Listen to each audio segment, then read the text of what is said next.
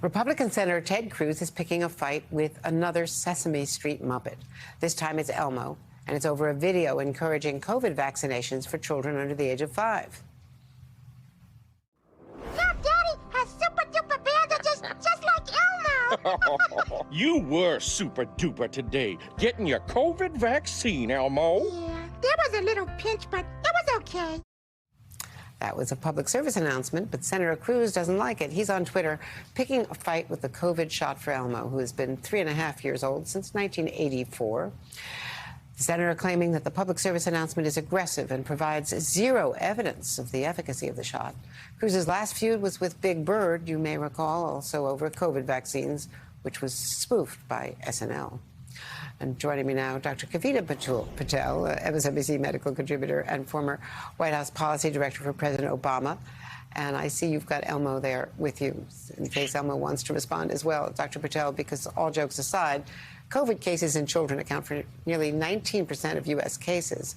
So why don't we tell Senator Cruz what the facts are about the efficacy of the shot for 5 years old? Yeah, absolutely. Andrea, and I've got Elmo here to keep me honest, because Elmo likes to use the facts. So here are the facts. Unfortunately, we've had over 400 deaths in the under 5 age group eligible for vaccine alone. And it's one of the top 10 leading causes of death in that age group, under 5, from COVID.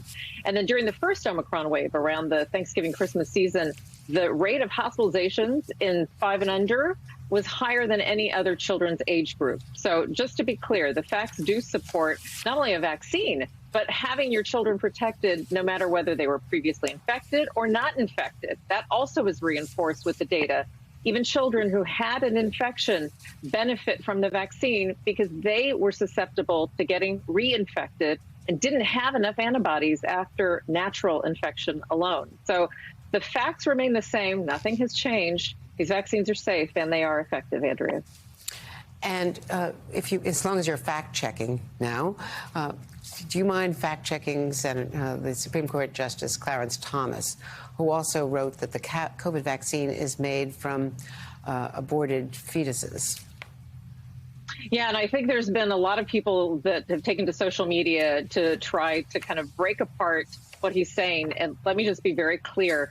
There were no aborted fetus cells used in any of our vaccines currently. And I think what's been twisted and taken out of characterization from the truth has been that there was research decades ago that helped to inform vaccine development of all kinds, especially the mRNA vaccines, but research done a long time ago that did have some embryonic kind of origins.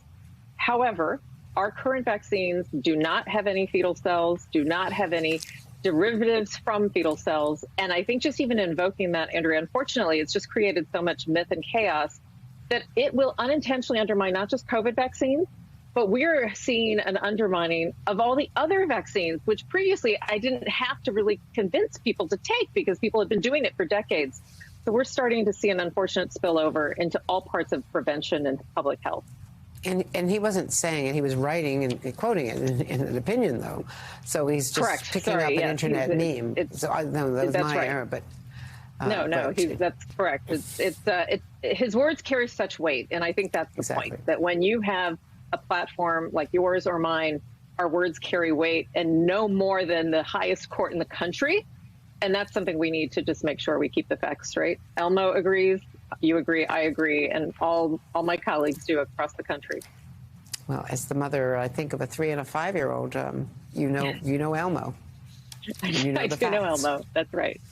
Be kind, he says. Be kind. Thank you.